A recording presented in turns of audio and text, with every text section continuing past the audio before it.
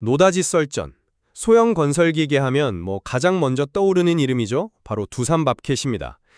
2023년까지 정말 엄청난 호황을 누렸지만 2024년부터는 시장이 좀 주춤하면서 어려움을 겪었습니다.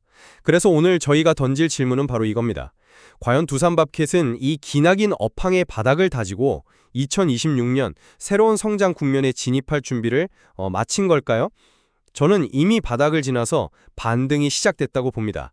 역사적으로 낮은 재고 수준, 그리고 데이터 센터라는 확실한 성장 동력이 그 증거죠. 글쎄요, 저는 좀 다르게 봅니다. 2025년에 나타난 그 예상 밖의 수요가 오히려 관세 인상을 앞둔 선수요의 함정일 수 있습니다. 그래서 2026년은 어쩌면 시장의 기대보다 훨씬 더 부진할 수 있다. 저는 이런 입장입니다. 네, 그럼 제 입장을 먼저 자세히 말씀드리겠습니다. 두산밥펫이 업황 바닥을 통과하고 있다는 신호는 여러 곳에서 아주 명백하게 나타나고 있습니다. 특히 2026년 하반기부터는 비주택 부문을 중심으로 아주 의미 있는 성장이 기대되는데요. 가장 강력한 근거는 바로 딜러 재고 수준입니다. 이게 뭐냐면 자동차 회사가 차를 만들어서 대리점에 보내놓는 것처럼 밥켓도 각 지역 딜러들에게 장비를 미리 공급해 놓거든요. 그 재고가 지금 북미 시장에서 3개월치 미만으로 뚝 떨어졌습니다. 보통 정상 수준을 4.5개월에서 5.5개월로 보는데 여기에 한참 못 미치는 거죠. 사실 4개월 밑으로 내려가는 것 자체가 굉장히 드문 일인데 지금은 뭐랄까 역사적인 바닥권에 있다는 뜻입니다. 한마디로 창고가 거의 텅 비었단 얘기예요. 이건 더 이상 나빠질 곳이 없다는 아주 강력한 증거 아니겠습니까? 더불어서 2024년을 저점으로 주문 유입량, 그러니까 실제 구매 계약이 다시 늘어나는 추세고요. 시장의 진짜 수요가 회복되기 시작했다는 신호로 봐야죠. 그리고 여기에 아주 중요한 변수가 등장했습니다. 바로 데이터 센터 건설 같은 대규모 비주택 부문 투자입니다. 이게 단순히 건물 하나 짓고 끝나는 게 아니거든요. 데이터 센터가 들어서면 그 주변에 도로, 상가 같은 연관 인프라 건설이 자연스럽게 뒤따라오게 됩니다. 이 과정에서 소형 장비 수요가 폭발적으로 늘어날 수밖에 없는 구조고요. 마지막으로 회사의 근본적인 경쟁력, 이 점을 빼놓을 수 없죠. 사실 2023년과 24년에 경쟁사한테 북미 시장 점유율을 일부 내주면서 우려가 있었던 게 사실입니다. 하지만 2025년에 그 점유율을 다시 회복했어요. 이건 두산밥펫의 제품과 브랜드 파워가 여전히 시장에서 통한다는 걸 증명하는 겁니다. 그 해석에는 제가 좀 동의하기가 어렵네요. 저는 2025년의 실적을 회복의 신호로 보기보다는 일종의 착시 효과일 가능성이 크다고 봅니다. 여기서 핵심은 선수요라는 함정인데요. 이걸 좀 쉽게 말하면 수요 당겨쓰기입니다. 앞으로 물건값이 오를 게 확실해 보이면 기업이든 개인이든 당장 필요하지도 않은 물건을 미리 사두는 그런 현상이죠. 2025년에 바로 이런 일이 벌어졌다고 보는 겁니다. 원래 시장에서는 2025년 북미 소형 장비 시장이 한 2에서 3% 정도 역성장, 즉 판매량이 줄어들 거라고 예상했습니다. 그런데 막상 뚜껑을 열어보니 9월까지 오히려 2에서 3% 성장했단 말이죠. 예상과는 완전 반대였네요. 그렇죠. 사실상 관세 부과 말고는 2025년 시장이 이렇게 갑자기 성장할 특별한 이유가 없었습니다. 예고된 관세 때문에 가격이 오르기 전에 사두자는 심리가 발동해서 2026년에나 발생했을 수요가 2025년으로 대거 앞당겨진 결과다. 이렇게 해석하는 게 합리적입니다. 이건 본질적인 수요 회복과는 거리가 멀죠. 회사의 태도만 봐도 알 수 있습니다. 만약 회사 스스로가 이제 진짜 시장이 살아난다고 확신했다면 공격적으로 생산을 늘렸을 겁니다. 하지만 현실은 감산과 가동률 조절로 공급을 관리하고 있거든요. 아직 회복에 대한 확신이 부족하다는 방증인 셈이죠. 마지막으로 2024년 내내 금리 인하를 기다리면서 구매를 미루어왔던 이연 수요가 있었는데요. 이 수요가 2025년 관세 인상이라는 돌발 변수 앞에서 선수요 형태로 한꺼번에 터져나왔을 가능성이 큽니다. 그렇다면 2026년에 금리가 예상대로 2차례 인하된다고 해도 이미 당겼을 수요를 다 써버렸기 때문에 그 효과가 기대에 미치지 못할 수도 있다는 겁니다. 선수요 가능성에 대한 우려, 네, 충분히 이해합니다. 2025년 실적을 어떻게 해석하느냐가 이번 논의의 핵심이 되겠네요. 물론 선수요 효과가 일부 있었겠죠. 하지만 그것만으로 2025년의 성과, 특히 그 시장 점유율 회복을 전부 설명할 수는 없다고 봅니다. 북미 시장은 정말 경쟁이 치열한 곳이거든요.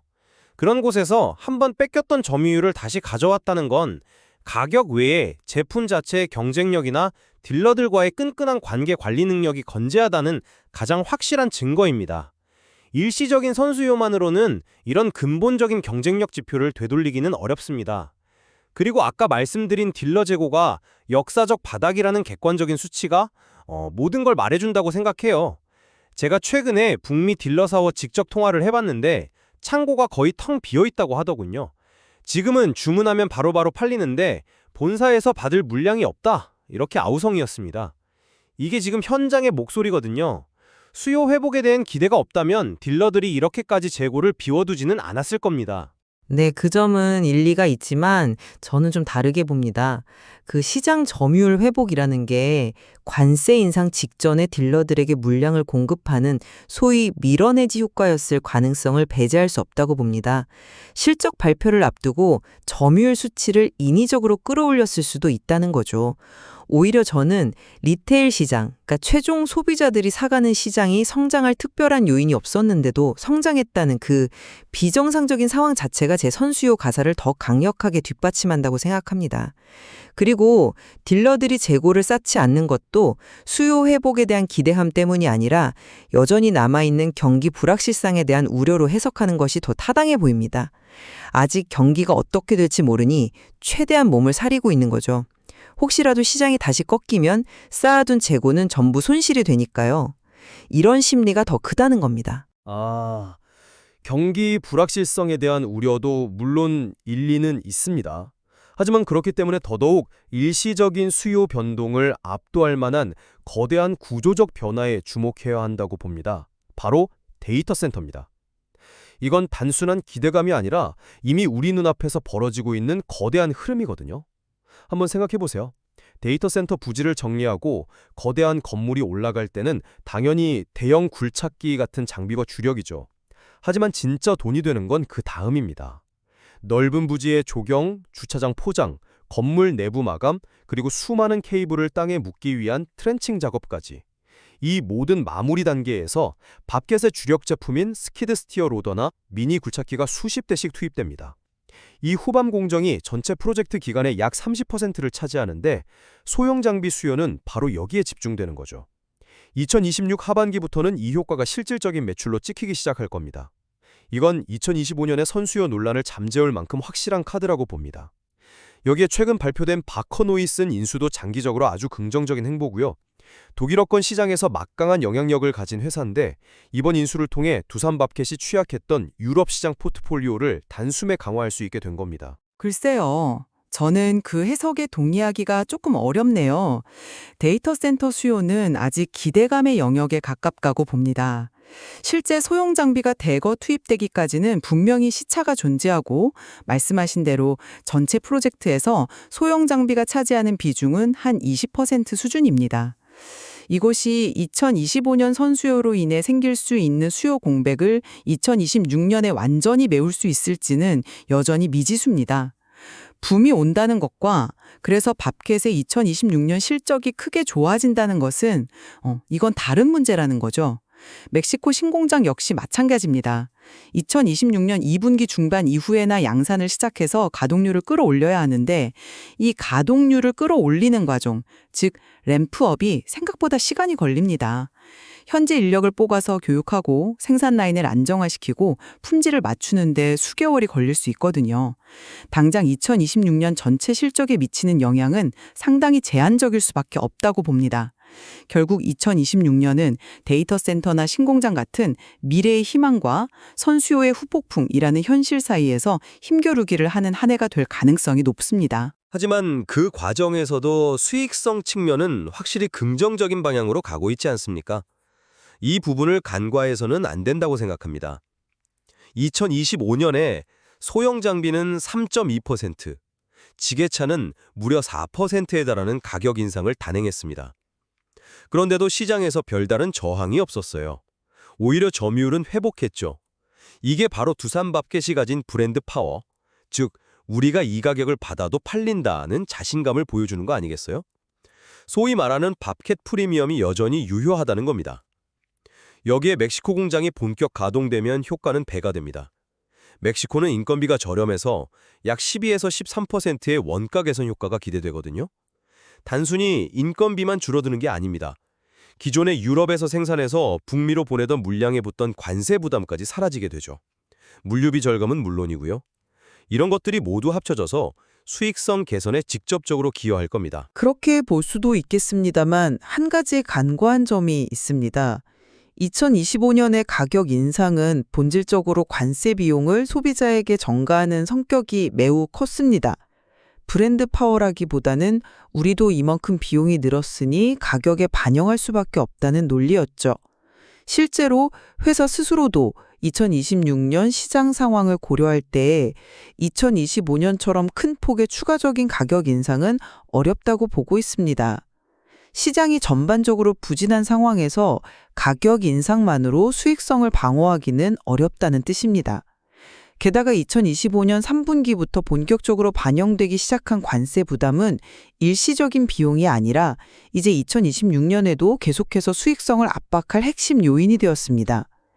결국 관건은 멕시코 공장의 원가 절감 효과가 이 관세 부담을 얼마나 그리고 언제부터 상쇄할 수 있을지인데 아까 말씀드렸듯 그 효과가 본격화되는 데는 시간이 걸릴 겁니다. 그 사이에 공백기를 어떻게 버텨내느냐가 중요한 과제가 되겠죠. 정리하자면 2025년에 보여준 예상 밖의 선전은 관세 인상을 앞둔 선수요라는 함정일 수 있다는 점을 계속 경계해야 합니다. 미래의 수요를 미리 당겨 쓴 대가를 2026년에 치를 수 있다는 거죠. 또한 데이터 센터나 멕시코 공장과 같은 새로운 성장 동력이 실제 숫자로 연결되기까지는 여전히 시간과 불확실성이 존재한다는 점을 지적하고 싶습니다. 따라서 2026년은 시장의 막연한 기대만큼 장밋빛이 아닐 수 있다는 게 제 결론입니다. 그 우려에도 불구하고 저는 역사적 저점 수준까지 떨어진 딜러 재고와 뚜렷한 회복세로 돌아선 주문량, 그리고 데이터 센터라는 거스를 수 없는 거대한 성장 동력은 두산밥켓이 이미 바닥을 지나 새로운 상승 사이클에 진입하고 있음을 명백히 보여준다고 생각합니다. 선수요에 대한 우려는 단기적인 변동성에 불과하며 중장기적인 성장 추세 자체를 꺾지는 못할 것입니다.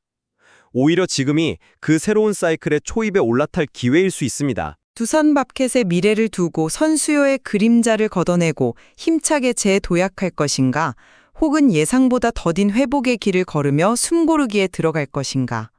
시청자 여러분께서도 오늘 나온 다양한 관점을 통해 이 기업의 미래를 깊이 있게 판단해 볼 수 있을 것입니다. 오늘의 논의는 여기까지입니다.